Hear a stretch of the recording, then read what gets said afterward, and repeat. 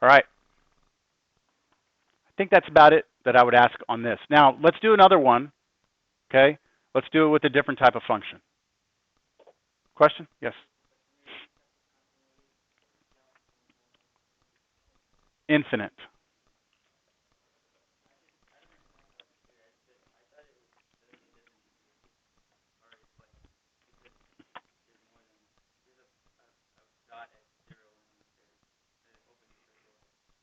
When we say the limit as you approach -1 of the function, we don't care what's happening at -1. I don't care that there's a hole there. I don't care if there was a dot there. I'm asking what's happening to the function as I approach that yellow line. As I move from the left to the right, approaching the yellow line, it is approaching a y value of 3. As I approach the yellow line from the right side on the parabola, I'm going up towards what y value? 3. Since the left and right limits are going to the same place, the answer is 3. That's why it's so important. That question right there is not the same as asking this question, right? What's f of -1?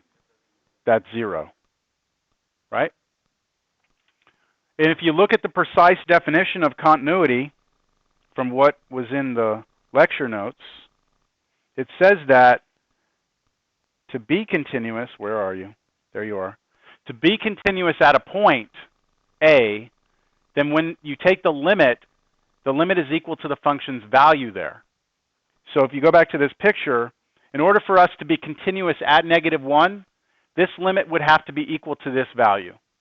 Like this would have to be 3 also, in order for this to be continuous there. So continuity is saying not only are you headed towards the same place, when you get there and you actually look there, there's a dot right there, not moved around. Okay, let's look at another function. How about f of x equals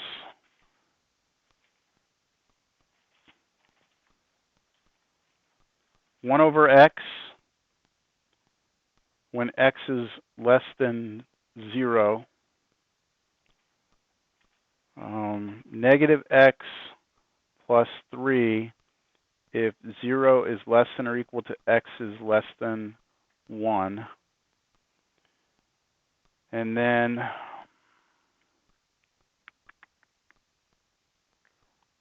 x squared minus, let's say plus instead, sorry, plus 1 if x is greater than 1. Those 3 functions are functions I would expect everyone in here to be able to graph. Those 3 different pieces.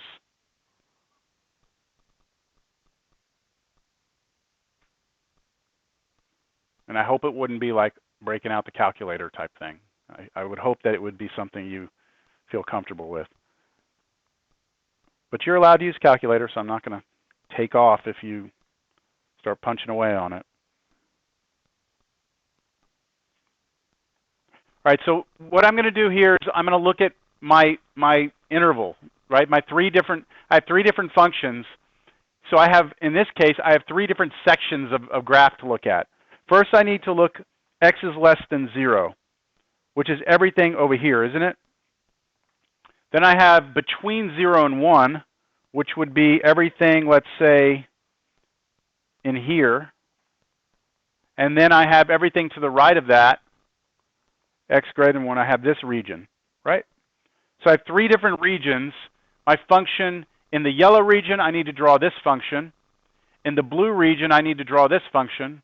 And in the green region, I need to draw this function. Yes?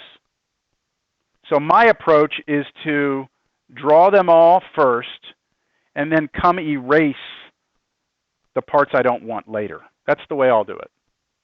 So first I'll draw 1 over x. 1 over x. So you have to know what this looks like.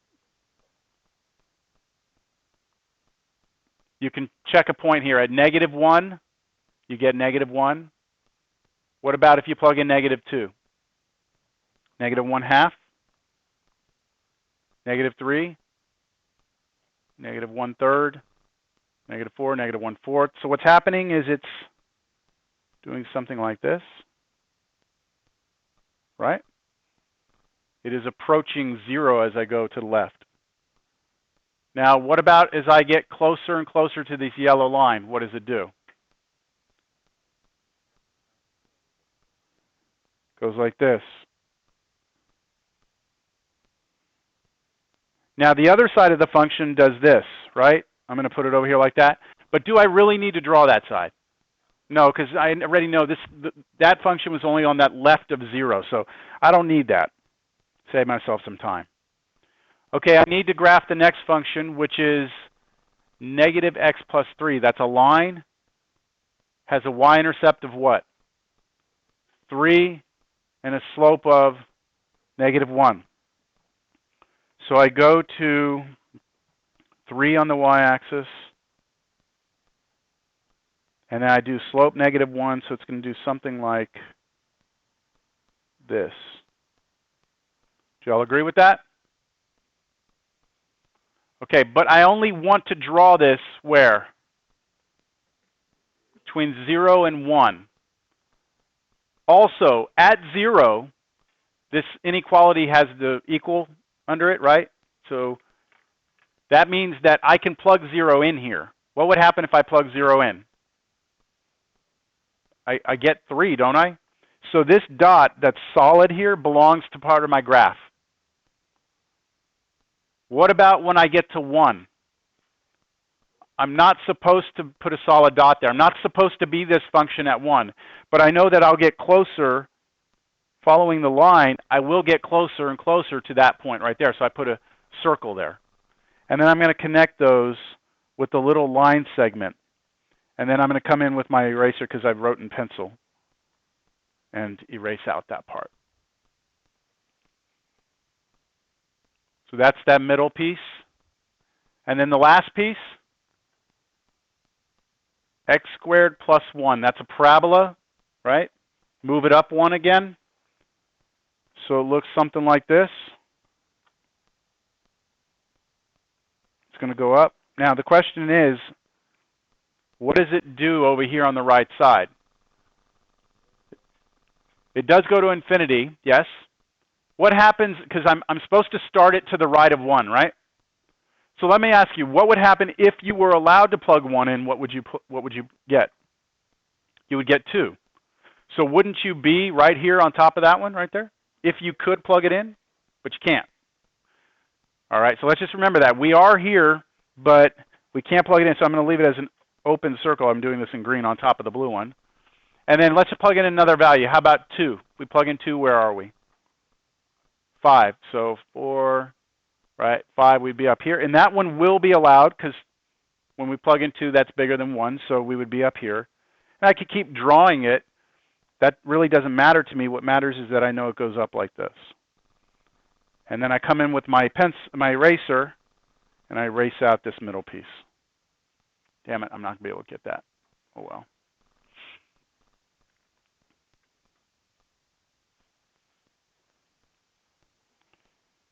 All right, let's take a poll here. How many of you are okay with this stuff, this graphing? Does anybody have a question for me?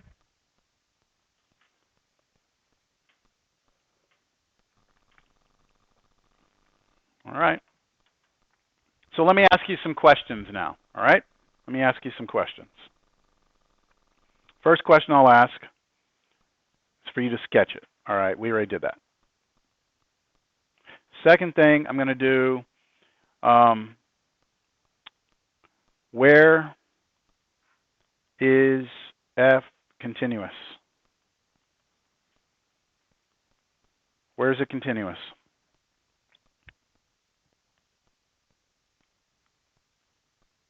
You might want to look at it as like, where is it not continuous? And then just give me the inverse answer of that, basically, right? So where do you have problems happening? How about out here to the left? Do you ever have a problem with this? No, it just keeps going, right? It gets closer and closer to 0. So there's no issues there. So this should go out to the left forever. But when I come over here and start drawing this and I come down, this way I'm headed to negative infinity, right? I eventually have to pick up my pencil and then draw this dot. Anytime you have a break like that in your graph, it's discontinuous there. But where is it happening? Where is that happening? At x is 0 is where we have an issue, right? Yes? Well, we also have one at 1. Yes? But we do have one at 0? I don't have an issue. Like, the function is defined, isn't it? But what's happening on the left side? What type of discontinuity is this? Infinite discontinuity. On one side, it's taking off to negative infinity. So even though at 0 I'm defined, the fact that one side goes down to infinity means I'm going to have an issue. So I'm continuous from negative infinity all the way till I get up to what? An x value of 0, right? So I'm going to say I'm continuous from negative infinity until I get to 0, but not including 0. And then how about between 0 until I get to 1? Am I okay? When I draw this, I'm okay? And then what about 1? We have a hole, don't we? This is a removable discontinuity. So 1 is a problem.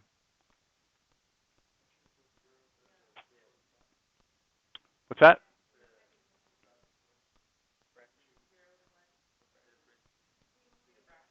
What do y'all think?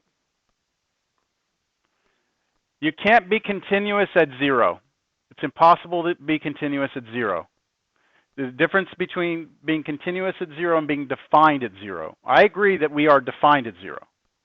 But to be continuous at 0 means that the limit as we come in from both sides goes to the same place. Is it happening? No. From one side, where's it headed? Negative infinity. From the other side, up to 3. Those don't go to the same place. So to be continuous, not only do you have to be going to the same place, but when you get there, it has to be a solid dot.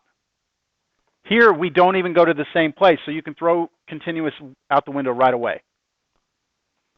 I hope, no, that looks like that doesn't make sense. So for continuity at x equals 0, we need the following. The limit as x approaches 0 of our function to be equal to f of 0. That's the definition of continuity right there. So let's look at the right side of this equation. What's f of 0, everyone? 3. Okay, so the right side of this equation is 3. Now you're asking yourself this question. Is the limit as you approach 0 of this function equal to 3? Yes or no? No, because as you approach 0, what happens? From the left, it's negative infinity. From the right, it's 3. But it's got to be the same from both for that limit to exist. Does that help clarify a little bit? Why don't you tell me by clicking your clicker if that makes sense or not? These are not the same. The left side does not exist. This limit does not exist. Therefore, obviously, does not exist is not the same as 3. Mm-hmm.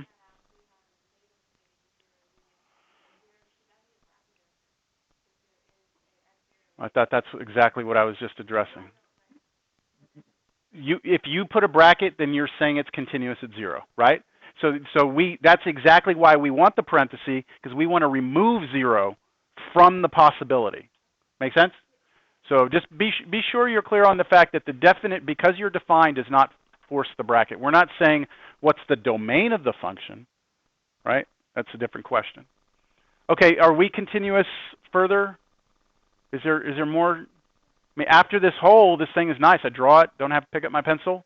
So I go from 1 on. So I'm going to go union. I'm going to go 1 to infinity. Yes? Now, I'm putting parentheses on 1s here. Why? Is it because there's a hole? Yes? Right? If I had defined this, right, if it was defined right here, like this, would I still leave this the way it is? Yes, I would. Now, if I did this and filled in that hole there, now you wouldn't even have to worry about that. And it would just go what? From 0 to infinity. Okay, that's where it's continuous. That's where the function is continuous. Now, let's talk about where it's discontinuous. and tell me what type of discontinuities we have. So where, part C, I'm just trying to squeeze this all on one page. Where is F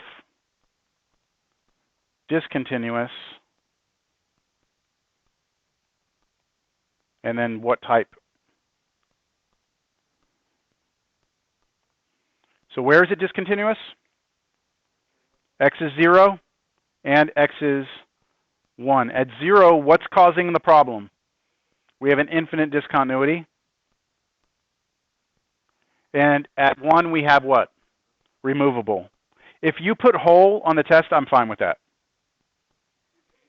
Okay, if you put, I have a hole there, then I get you. I understand.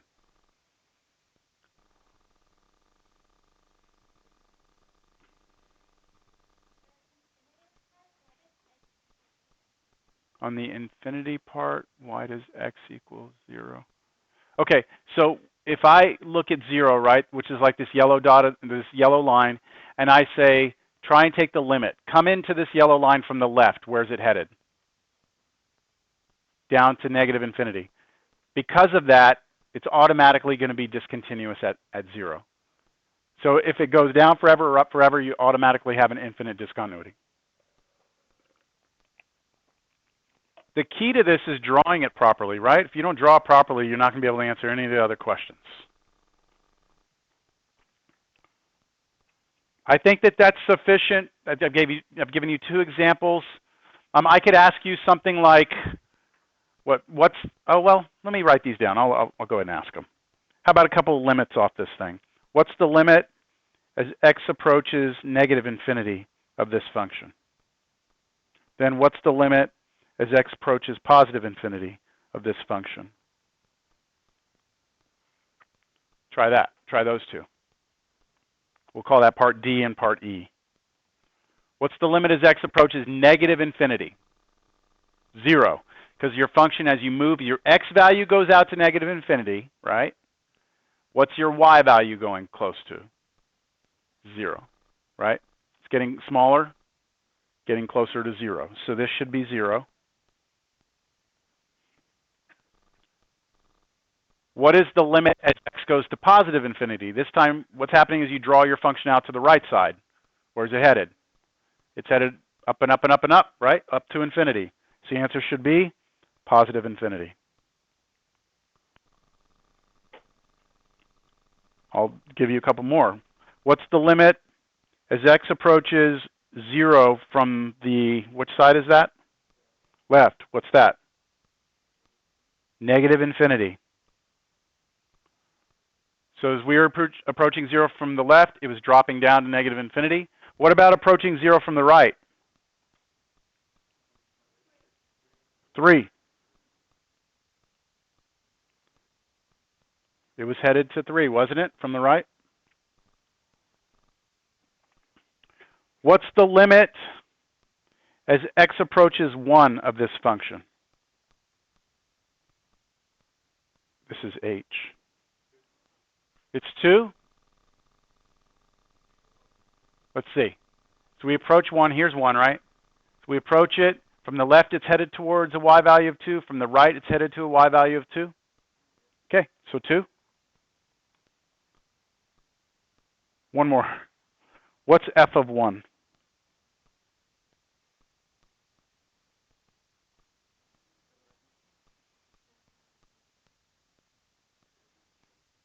Does not exist. Right? This function is not defined. If I say, hey, plug in 1, you don't plug in here, you don't plug in here, right? We had a hole there. You'll notice that, right? So it's undefined. Here's what we'll write, undefined. Now, I know some books are not real particular about this, but I am pretty particular about this. If a function fails to be defined, you write undefined. You only use does not exist when you're talking about a limit. If a limit doesn't exist, you put does not exist. You don't put undefined. Understand? Reserve undefined when you're talking about a function at a specific value. And then use the does not exist when you're talking about a limit. Now, if you do it on this test, I'm just going to write, I'm going to like scratch it, and I'm going to write the correct way of writing it. I'm not going to take off for it. But I would prefer if you get that kind of squared away, all right? Because they're not the same thing. Undefined and does not exist are not the same. All right, next. What we're going to do is we're going to go back to the previous section, and we're going to talk a little bit more about these infinite limits. But it's all tied in together, right? The only difference between what we were doing and continuity is saying, okay, let's look if our function's headed towards somewhere and if that point's actually filled in or not. Right? That's what continuity is getting at. So let us revisit this whole idea of vertical and horizontal asymptotes and holes. All right? So vertical asymptotes, I'm just going to go VA. How do we figure out where a vertical asymptote occurs? Where do vertical asymptotes occur on functions? These occur when we have division by 0. And the limit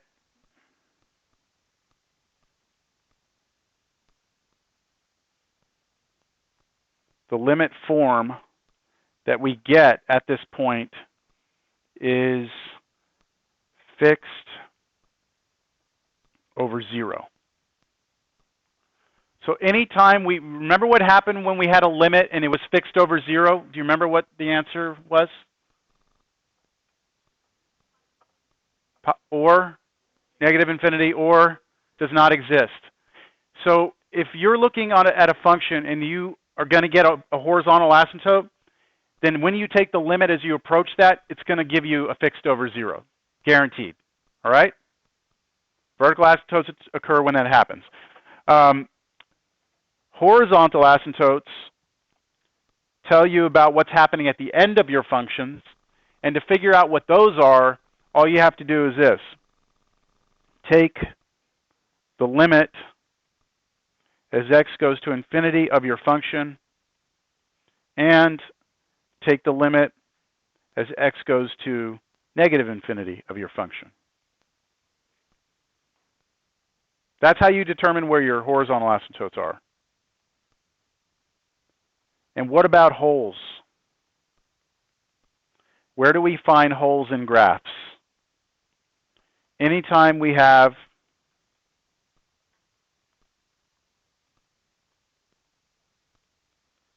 zero over 0. Now, I do discuss this in a little detail in the videos, but what I want us to get to is, let's get to an example. Like, how are we going to use this? How is this going to be useful to us? Let's do an example so you can see how this is all going to come together, all right? So just remember this, though. I'm going to refer back to this. Want to find vertical asymptotes? Figure out where it's fixed over 0. Want to find horizontal? Take these two limits. Want to find any holes? Figure out where it's 0 over 0. Got it? Okay, here's an example.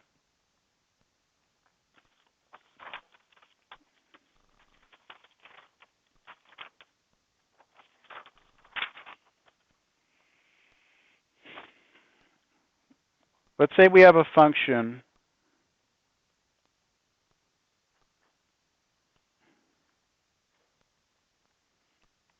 we'll just start easy here. X plus 1, 2x plus 5 over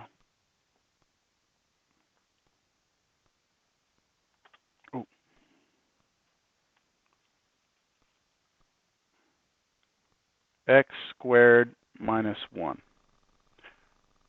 Now the numerator of this function is a quadratic, isn't it? But I've already factored it for you. Yes? That's just to kind of, let's just get to the point.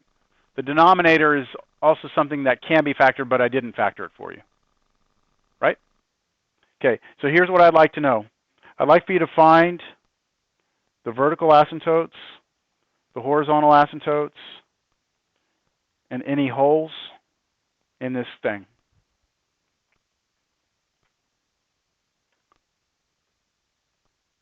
So So let's start with the vertical asymptotes. For the vertical asymptotes, what am I looking for? Anywhere where I'm going to get fixed over 0, right? All right, so let's go back up to the function. Let me just finish up the factoring of this thing.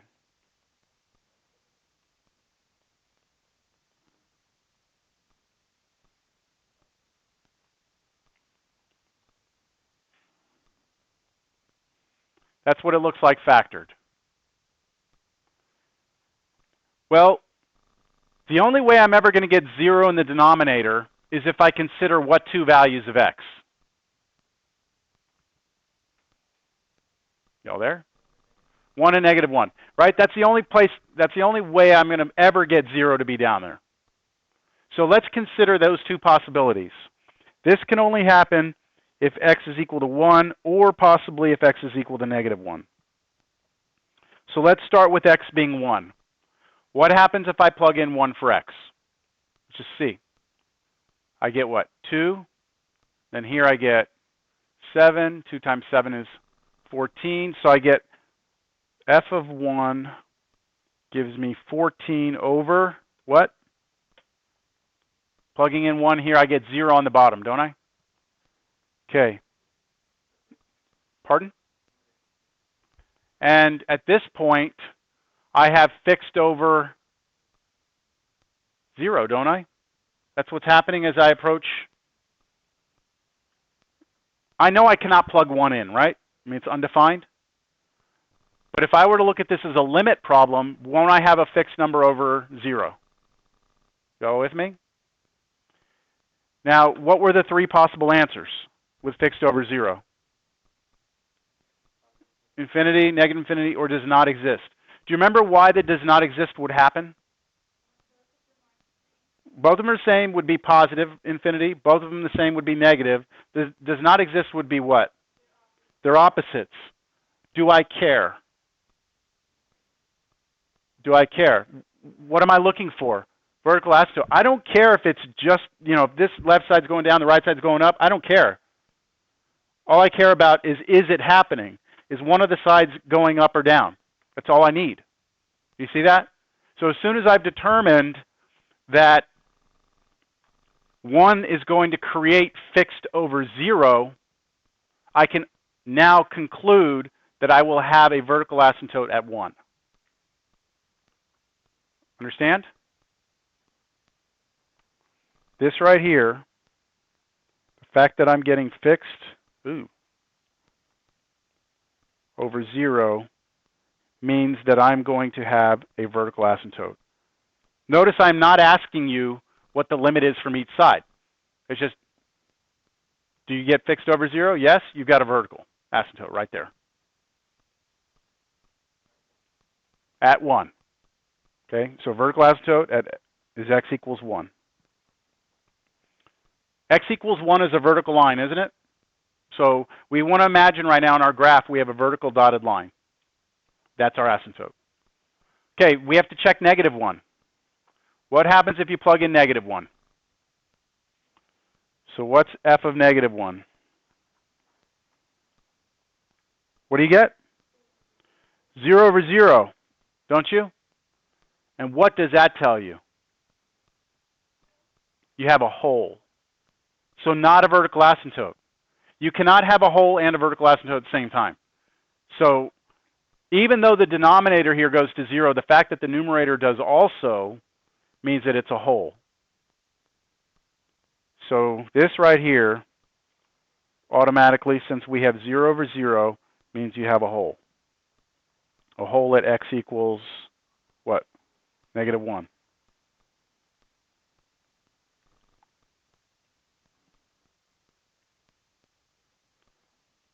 So while we were looking for vertical asymptotes, we actually found a hole, didn't we? And that'll happen every time. As you're looking for the verticals, if there's a hole, you're going to find it. Because the only way to have a hole is if the bottom's 0, right? But that's exactly what we're asking when we say where are the verticals. All right. Anything else with that? Those are the only two cases, right? So we've got our verticals. We've actually done our verticals. We've found our holes, right? We've got the only hole that exists. We found it. Now the only thing left is our horizontals. And so to do the horizontal, what do? Take two different limits, right? The first one is the limit as x goes to infinity of the function. So what's our function? This thing up here, right? X plus 1 times 2x plus 5 over x squared minus 1. So what do you get here when you plug in, when you start to try and do an evaluation with infinity in there? What does the numerator become? The numerator is infinity plus 1 that's infinity times infinity again. Infinity times infinity is infinite. What's infinity squared minus 1? Still infinity. So what form of a limit do we have here? Infinity over infinity. What do we do when we have infinity over infinity like this? We did this last class. We just come in with something, don't we? Yeah, some algebra. Now what I'm going to do is, let's see, this is plus 7x plus 5. The bottom is this. Why am I multiplying that out? Why did I do that? Yeah, what am I going to do? What am I going to bring in here? Something? 1 over x squared, right? So I look at the highest power here. I say, I'm going to come in with 1 over x squared on the top and bottom. 1 over x squared, I'm going to distribute it through top and bottom, and I should be there.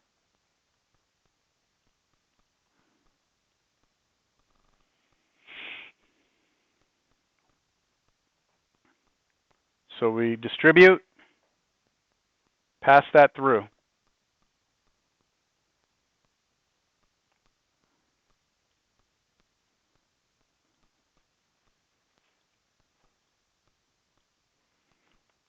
So my next line will read limit, x is going to infinity, of what? 2 plus 7 over x plus 5 over x squared over 1 minus 1 over x squared. So I've distributed the 1 over x squared through the top and through the bottom. And now we let x go to infinity. And let's see, 1, 2, 3 of those, whoa! 3 of those are going to go where? To 0, right? And so all you're left with is what? 2.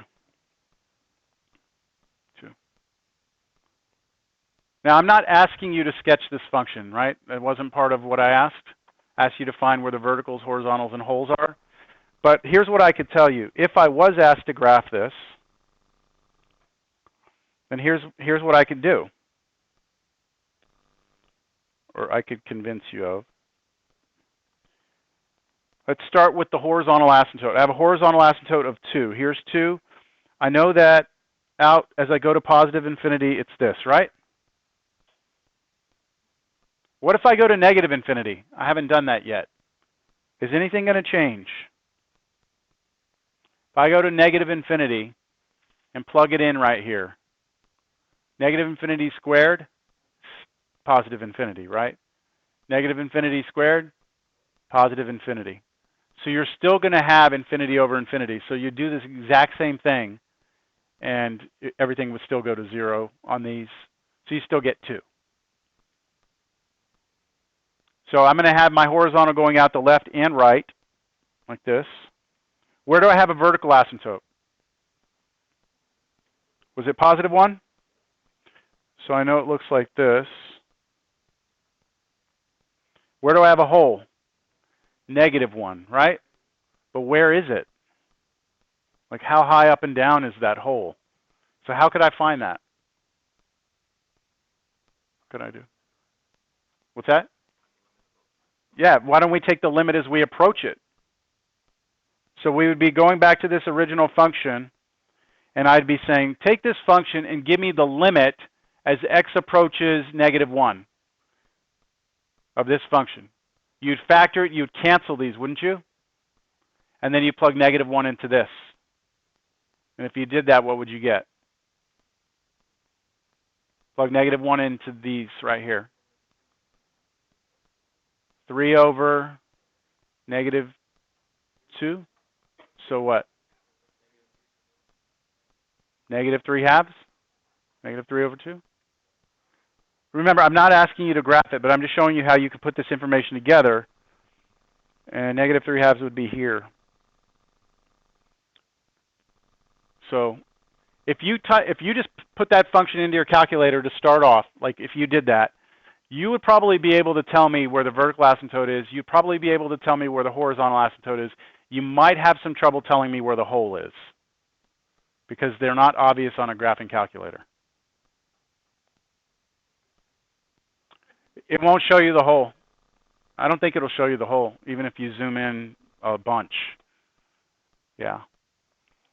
Okay, let's take a vote. How do you feel about this here? Yay or nay?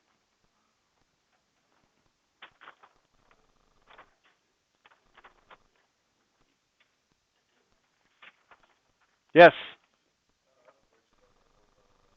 Yes.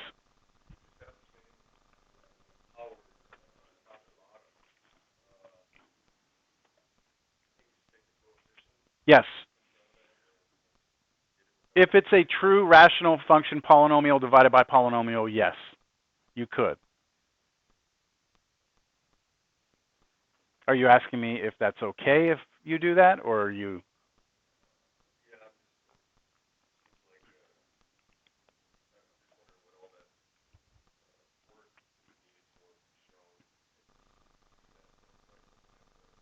It works if it's polynomial over polynomial. But I showed last class that if it's like polynomial over square root or something like that, it's a little more complicated than just looking at coefficients. So we want to just be comfortable with the skill of coming in with something and multiplying it through.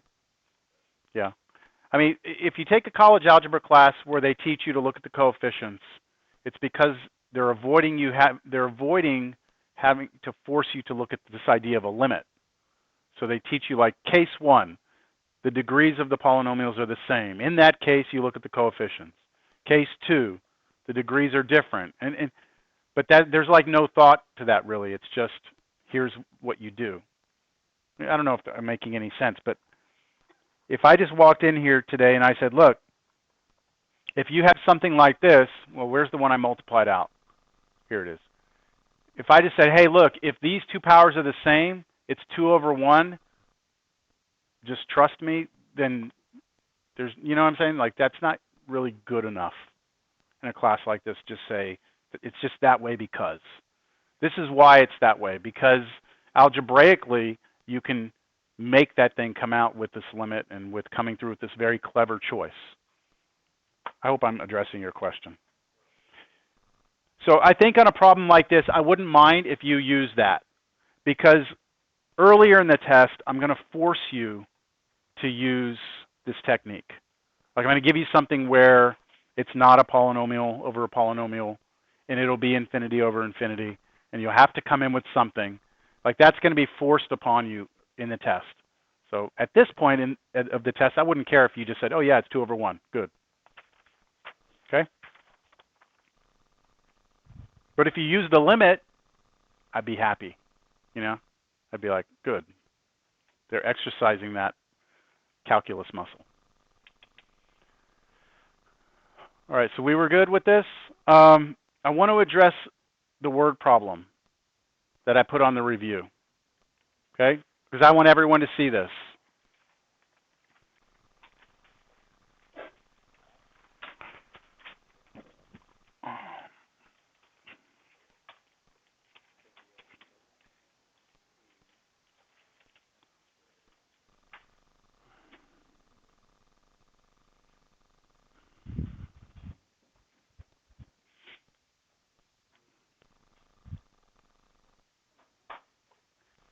A company plans to connect with fiber optic cable building A to building B, which is across a river and downstream as shown below.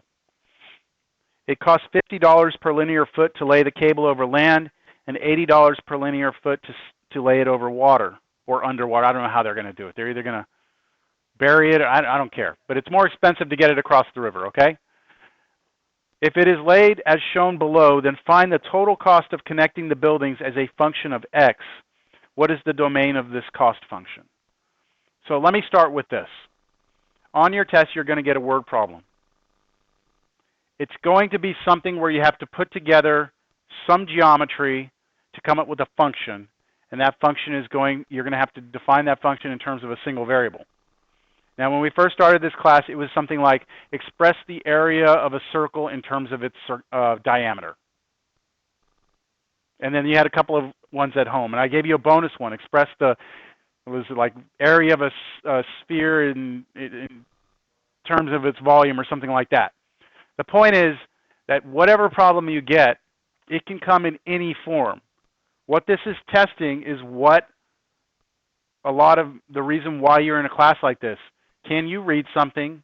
Can you translate it, understand it, convert it into mathematics, and then later on we'd actually do something with it? So I can't say, yes, you're going to have a river problem on the test. But this gives you a good idea of how far outside of the box it could be, right? But don't be upset if you get something you're like, man, he didn't show us anything like this. That's kind of the point, is that maybe you haven't seen it, but you can still figure it out, all right? But I can give you a template as to how to approach it. All right, so let's talk about what it is that we're trying to find here, okay? So somewhere in here it's telling me what I need. Find the total cost of connecting the buildings as a function of x. That's the first thing that I want. So let's start with that, all right? I want the total cost. Why don't we call that function or that variable c for cost? So I want the total cost, and I want it in terms of a single variable, and the variable that I want it in terms of is x. That is what we want, correct? Is that fair? So what you would do in a word problem like this, you would look at what it is you're trying to figure out, right? In terms of whatever variable it is that you're given.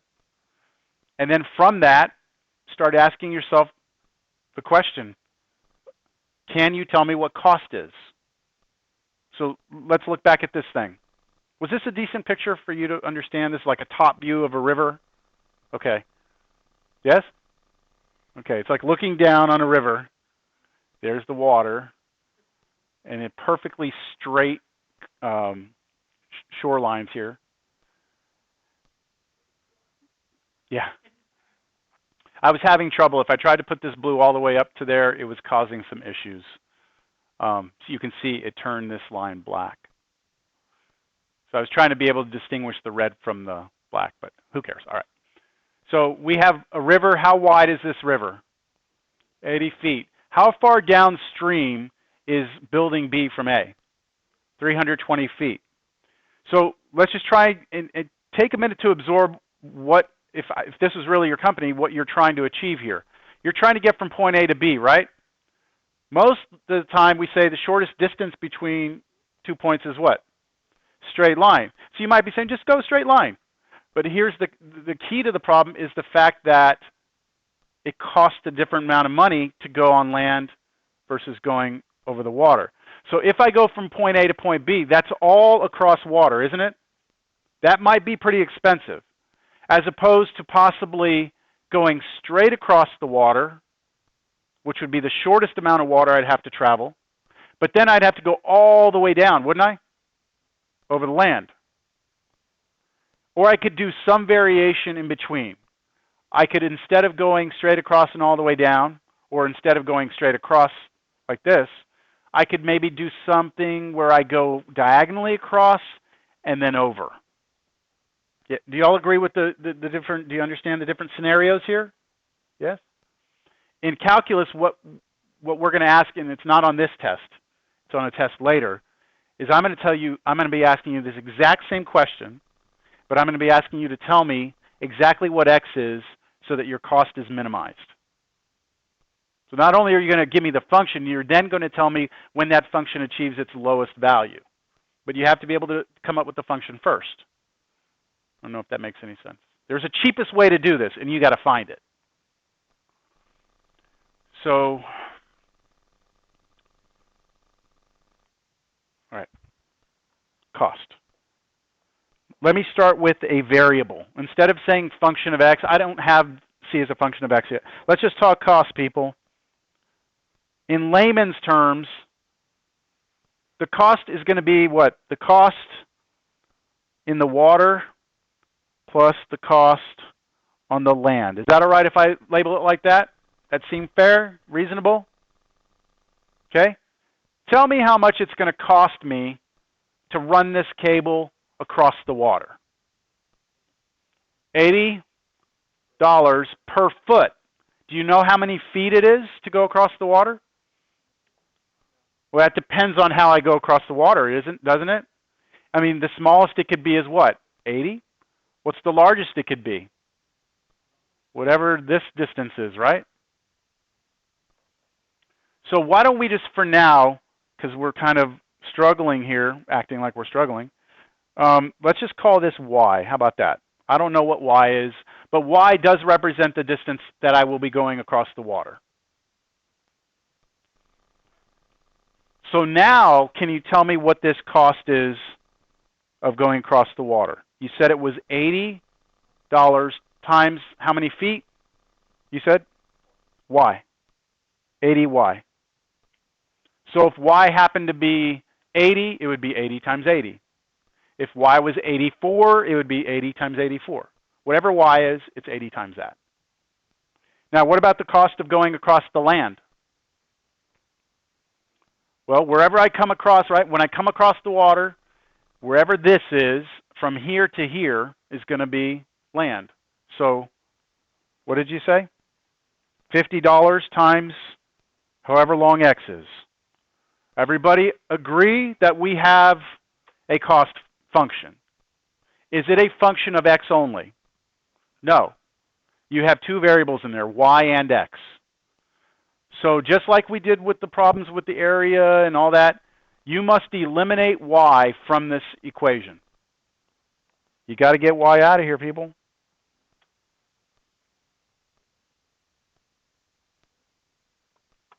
So,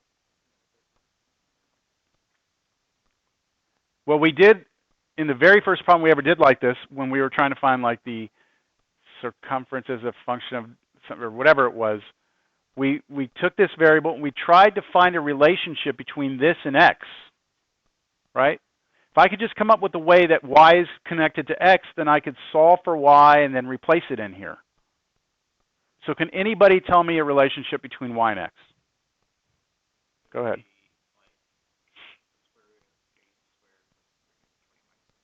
Okay, so what are you looking at?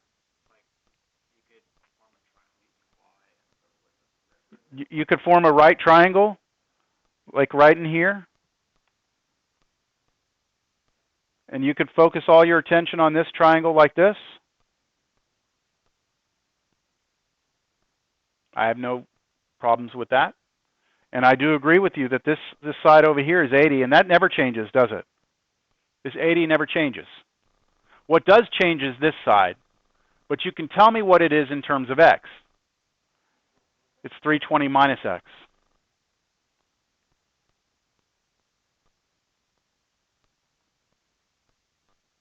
Whatever the whole distance is, take away this x, that's what's left over. And then from that, you have the Pythagorean identity. A squared plus b squared is c squared. Right? So I'm going to write that down. I have from this triangle up here that a squared, I'm going to use the 320 minus x squared plus b squared, what's 80 squared? 6,400 must equal what? Hypotenuse squared. And remember, this is separate work, right? I'm doing this on the side. The y was like causing a problem. I'm like, I got to get the y out of there. It's got to be in terms of x. I need to find a relationship between y and x. I go to the geometry of the problem, and I am able to extrapolate this equation that connects y and x together. Now try and solve this for y. So just take the square root, right? The square root on both sides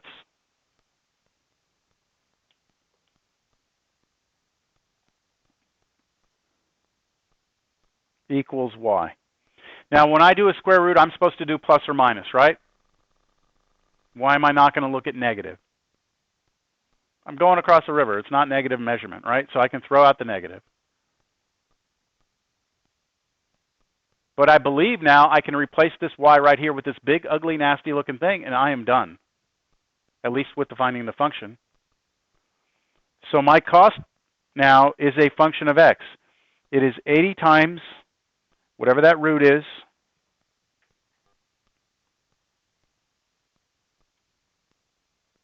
plus 6,400, and then what? Plus 50x.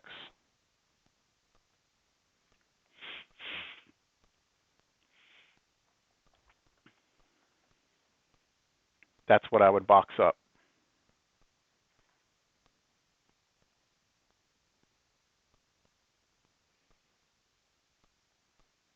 Sorry, that looks so scrappy there. The other part of the problem was to find the domain of the function. So what is the variable in this problem? X. So you got to give me a restriction on x. Let's go up here and take a look. What's the smallest x could ever be? 0, right? That would correspond, if x was 0, right? If x was 0, wouldn't that correspond to going directly from point A to point B all across water? Yes? And check this out. This is what I love about this. Whoops, sorry. This is what I love about this. If x is 0 in this formula, what happens? That's 0, right? Gone. If this is 0, right? Then you get 320 squared plus 6,400, right, under the square root. That number right there that you would get if you plug 0 in right here is actually the hypotenuse of this triangle right there. Right? Look at that right triangle right there. How would you find the hypotenuse here? It would be this squared plus this squared, right? Square root, which is exactly 320 squared plus 80 squared square root. I mean, your formula is working exactly the way it was intended to work. If you like that kind of stuff, then you're in the right field. All right, what's the biggest value x could be? All the way out to 320, right? Once you get past 320, then you're going to get fired from this job. Because you're going to go downstream and you're going to be like, well, let's take a look over there. Let's go that way first. You know, they're going to be like, get out of here. So you have a maximum, right? 320. I mean, you're not going to go beyond that. So your domain would be x is, well, however you want to do it. There's different notations. You could say x is between 0 and 320. You could also say 0 to 320, depending on what notation you're comfortable with. Say x such that, you know, all these different notations that we have, set builder, interval notation. As long as I see something like this, I'll understand you understand, all right? All right, let's take a vote. First vote is how many of you followed that? All right, good. Uh-oh. Uh-oh. Well, are there any questions on it? About any piece of it? Yes. When we did this Pythagorean, a squared is this plus b squared, so squaring the 80. Got it? Anything else? Sure? Okay, let's take another vote here. How many of you are a little bit intimidated by a problem like this being on the test. You're intimidated means yes, you are intimidated. No means bring it on. There's nothing you can give me I can't do. Yeah. Yes.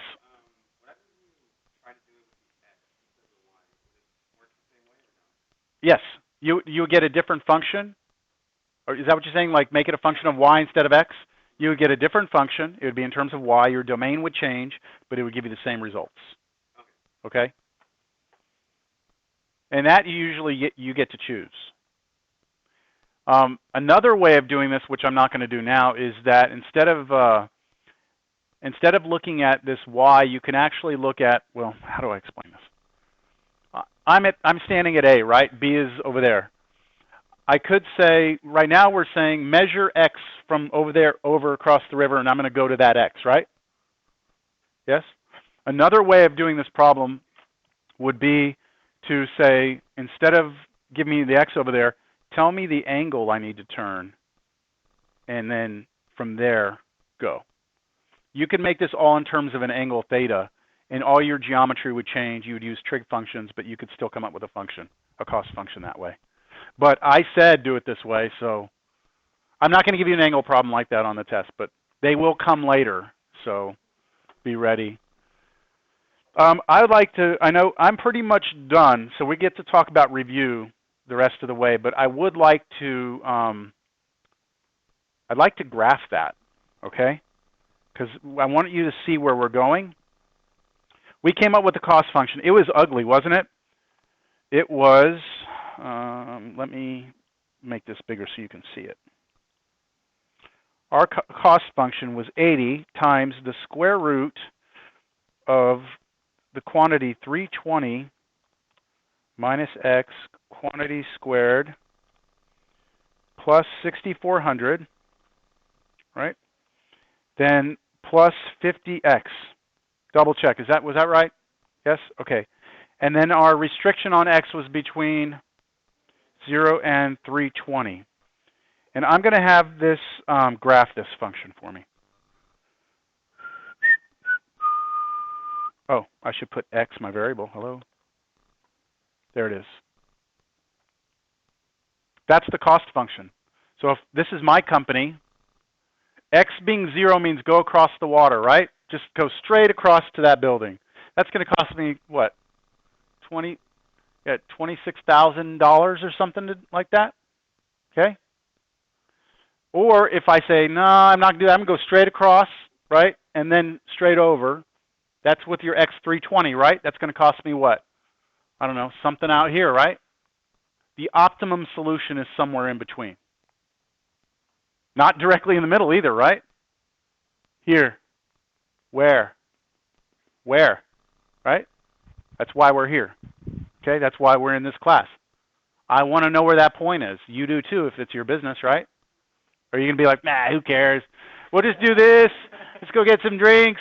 We'll eat a bunch of steak dinners. We'll file for bankruptcy. Who cares, right? You know what I'm saying? So if you really care about things like this, and we're talking millions of dollars possibly, you want to have optimum solutions. So we are not at the point where we can find that yet. But you can see that the setup of the problem is half the battle. Once you have the function, then you go attack getting that point. Okay? That was good. Sometimes I make these problems where they don't work out. I mean, where they do, but it winds up being, yes, go straight across. I didn't check this, you know. If we change, look, let's change something here.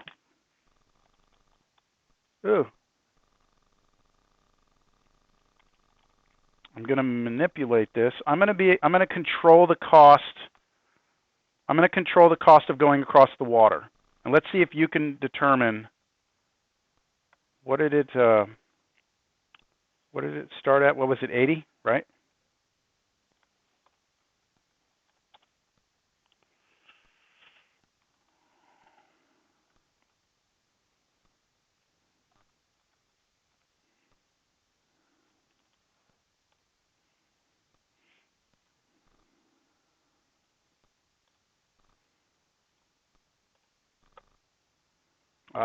Put a comma there. Okay. Now I'm going to be able to control the cost of the water. So what do you think? Right now it's saying somewhere in between, right? 250 something feet is where I should go to make it the cheapest. What if it became less expensive to go across the water? What would happen? Oops, less expensive. What would happen? You would eventually get to a point where what? Ooh, move this up. There we go. That's the cost of going across the water. It was 80, wasn't it? If I move it down far enough, right, then it becomes cheapest, what, still in here somewhere? How far down do I have to come where the cheapest is to go all the way across the water? Let's see. Oh, somewhere in there, right? Right around in here. There we go. If I'm below, what, 40 bucks or so, right around in there, then it's going to be cheapest to go across the water. The more expensive it gets, then it gets to a point that, what's happening? Eventually, I capped it out at 300. I should have gone to 500. I'll go to 5,000. How about that? Eventually, what happens? Yeah. But it becomes cheapest to do what? What is this? What is the lowest points over at that end, which means you should just do what? Go straight across. So the cost is always going to determine where it is, right? If it's cheap enough, straight across is going to make sense. If it's so expensive, you're going to just go get across the freaking water as soon as you can, fast as you can, and then go down, right? But if they're close to each other in some sense, you're going to have to find somewhere in the middle. I hope that makes sense. All right, you want to talk about the exam? What? Oh, yeah, well, that's what we're going to talk about. Oh, the answer to the real exam. Oh, I haven't made the real exam yet, so I can't tell you what the answers are.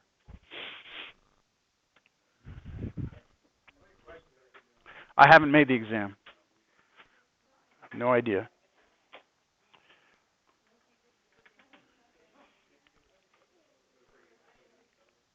Yes.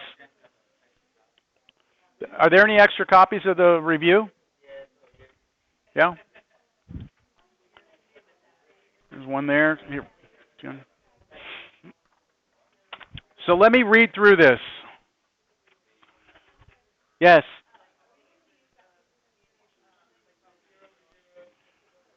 What do y'all think? Let's take a vote. Y'all want to be able to use this on the test? Yes? Oh, you're voting? I know you're going to say yes. Okay, look, I'm going to say yes for this test, okay?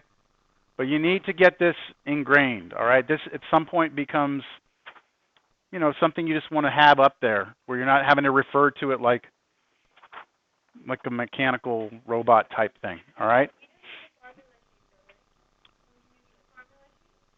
I would. The one on the web that has the 6 pages, I would print that. It has a bunch of geometry in it, right? Different areas and surface areas, and I would print that and bring it for sure. Yeah. It's under, it's under Files, under, where is it? Let's see. Yeah, under Files. I kind of changed the files yesterday a little bit. I put old exam reviews and then exam reviews. Exam reviews, those are ours, okay, for this class. But here's the formulas. There they are, okay? I will not have a copy of those when you come into class. So if you're like, I didn't bring the formula sheet, I'll be like, sucks to be you. Or you know what I'm saying? I can't go print off a bunch of formulas for everyone because you didn't take the time to do it. Who's what? What are you talking about? Robert, are you referring to me, Robert? Oh, okay. Oh, okay, got you. Your inner self. Oh no, you don't want to know what my inner self will be saying. All right. So I'm going to read through the top of this review because I think it says something very important on it. Did I tell you about my professor? Okay. Where are they?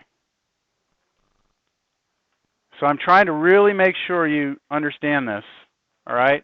This review is intended to be used as a guide to prepare yourself for the exam, a guide, a study aid. Because if I don't give you anything, a lot of times students just feel completely lost. They don't know what to study. They have no idea what to focus on. But in no way, shape, or form should you expect your first page to be sketch the graph of a function, here are the conditions. If you are going to approach this class that way, then you will be disappointed because, you know, it's not, my job is to try and test that you understand the concepts, not we've been here for how many weeks, now here's 5 problems, I'm just going to make copies of these, change the numbers, can you do that? That's not the point, right? It's deeper than that.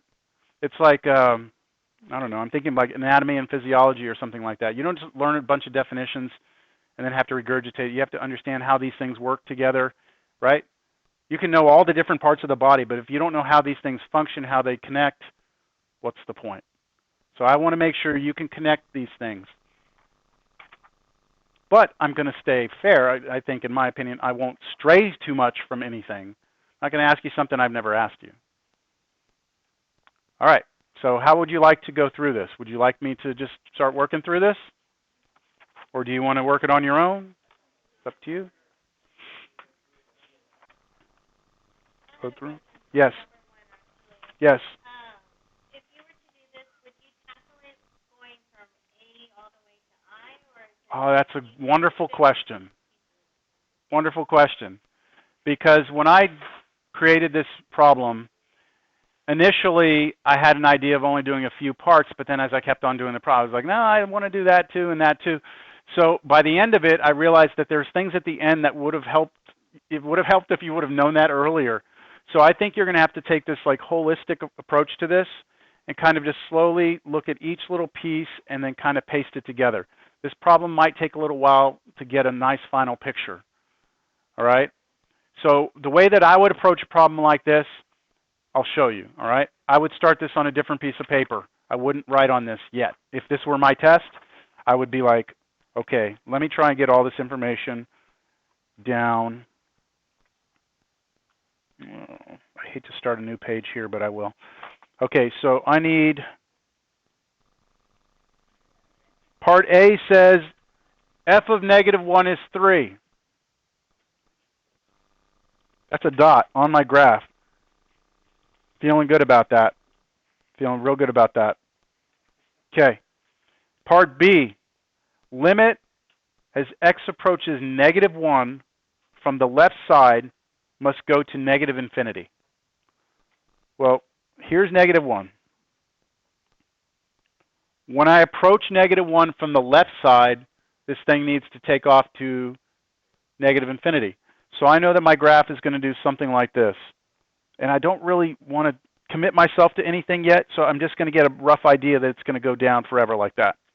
Y'all agree? That's part B.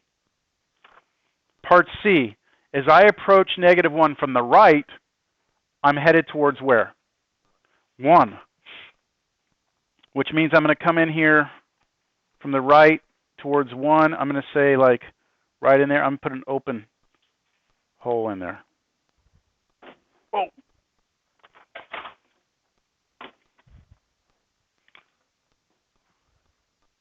Questions? Y'all all right?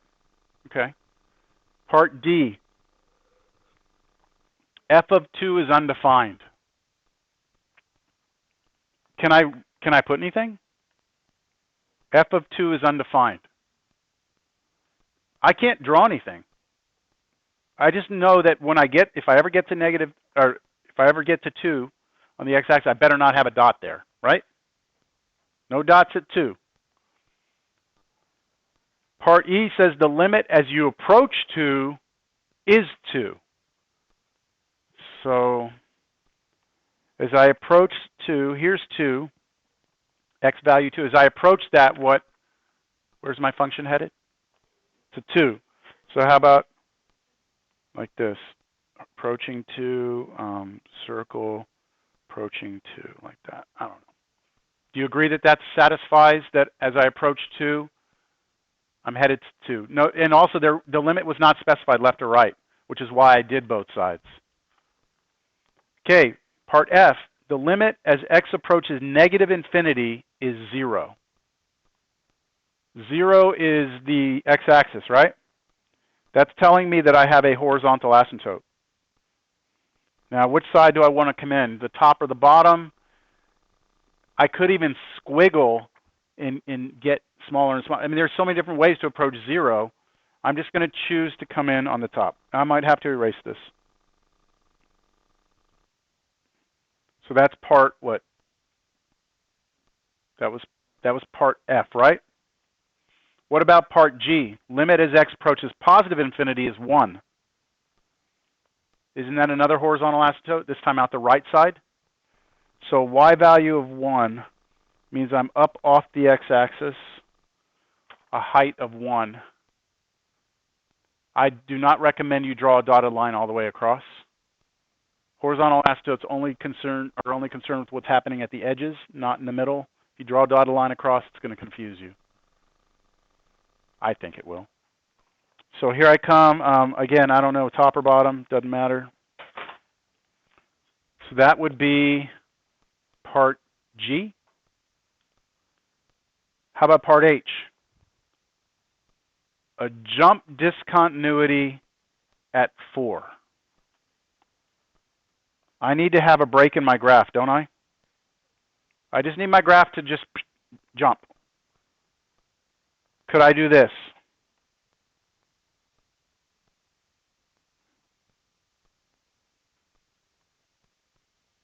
Would that be a jump discontinuity at 4? Yes? Agreed? Would this work? Let's make that top dot solid. Would that be okay? Yeah, because it doesn't tell me anything about what's happening at 4, right? It might be defined, it might not. It does not say.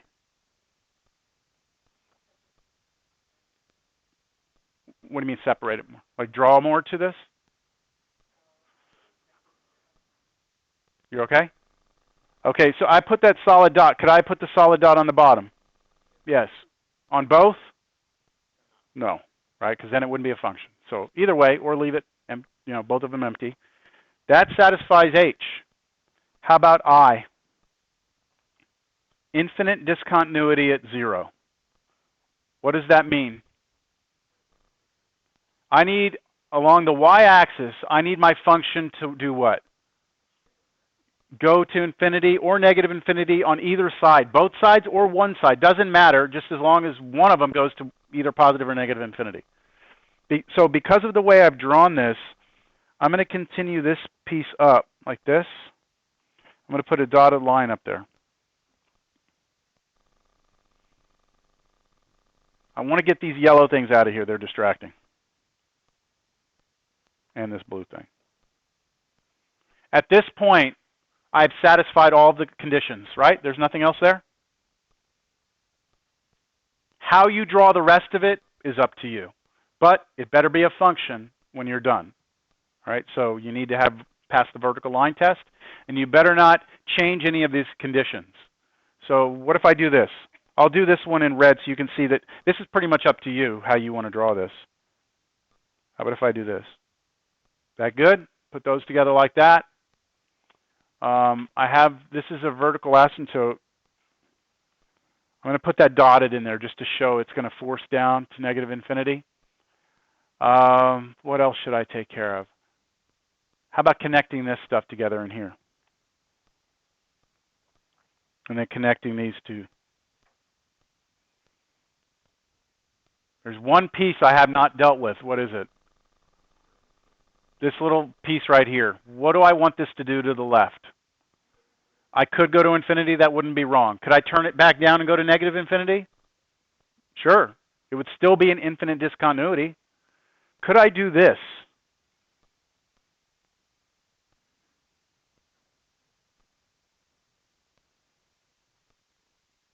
Why not? I still have an infinite discontinuity, don't I? Did it say I couldn't have it defined at 0? No, it didn't say that, right? That would be okay. Now, if you were doing it, just do another infinity on the other side, you'd be done. But I'm just trying to show you that there are different variations of this that would be correct. There's no like one answer that's right. Does everyone see that we have an infinite discontinuity at 0 still? One of the sides goes to infinity. I have to pick up my pencil to draw this.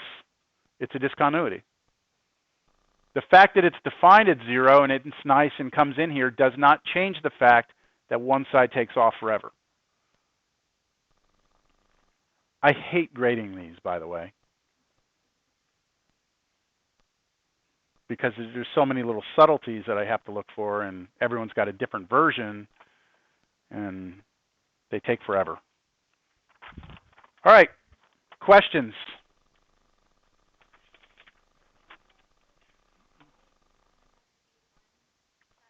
Yes. Yep.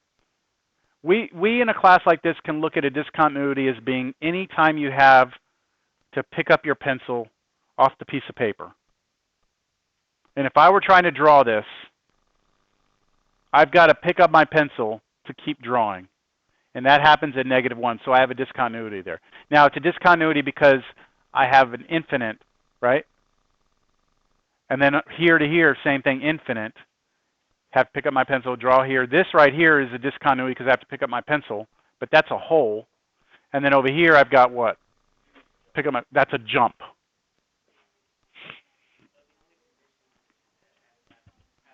One of those sides has to go to infinity. Are you saying the condition to have?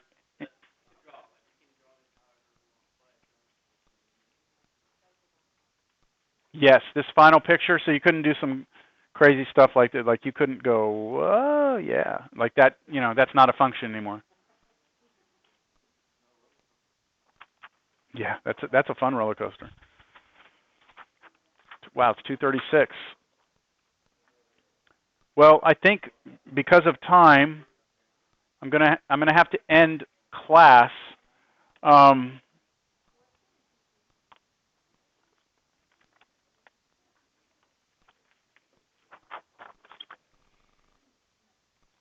Did you have a homework assignment out of 1-6? Yes. 1-5. I have not given you anything out of 1-5, right? Uh-oh. I don't think I brought my book. Does someone have their book by chance? Anyone have their book? Let me borrow that real quick. See if there's something, thank you, from 1-6 that just, you know, would help you for the test. Something to look at.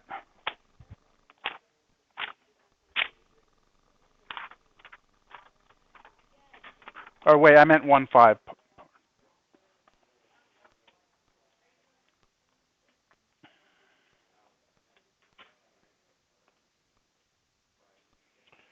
So I would take a look at, get back to my notes here.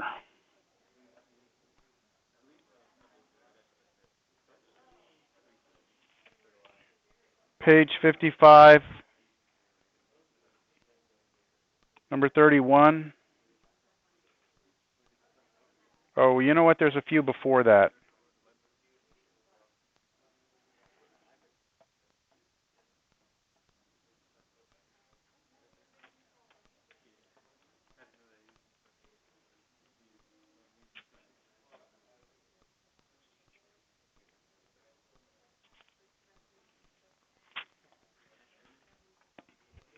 That's it. That just gets you practicing a little bit with piecewise functions and just looking at them to figure out where discontinuities are occurring.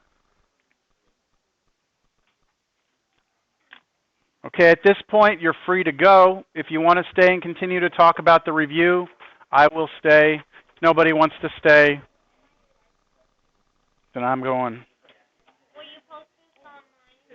I'm going to make a video. If I stay and people say, I'm going to make a video of what I do, and then I'll post whatever I write down again, just like I do with the regular class. Just look, you know, if you look for where the videos are, it'll just be like today's day 6, and then I'll call it like day 6 review for exam or something will be the next video. So it won't all be in one video is what I'm trying to say.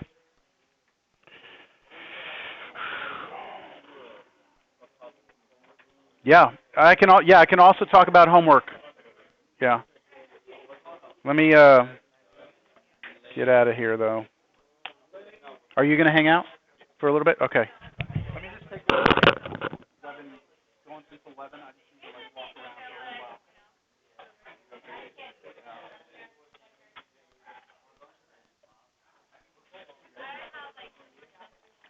From, oh man. Hold on, I forgot. Like 8, no, 92. Yeah. Well, I didn't go to school. Who? Laura? Yeah. He was the coach. He was basketball. I was on his freshman basketball team. Yeah. That's actually funny. He was a good coach, man. He was a good player too. You wouldn't know it. You wouldn't think so. Man, he was. He had a hell of a shot.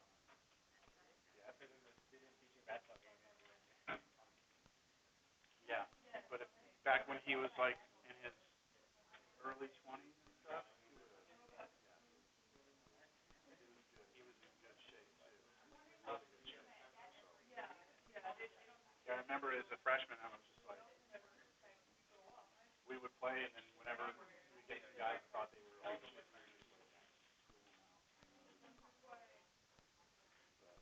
then you get old and out of shape, and you become the principal. And, all right, I'll be back. I'm gonna take a quick break, 2-3 minutes. Just gonna walk around for a minute. 2-3 minutes. Y'all think about what you want me to do. I already have a request for a homework problem.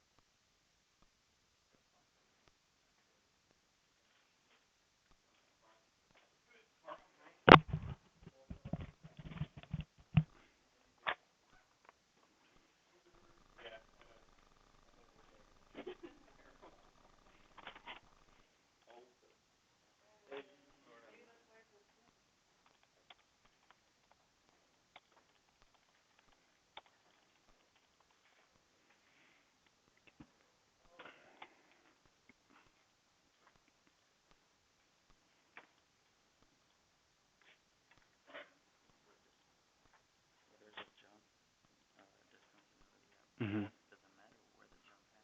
Nope. So like it can be like all the way up here and down here. Yeah, or even down here. It doesn't, as long as it's at 4. As long as you have a jump and your x value is at 4. Yes.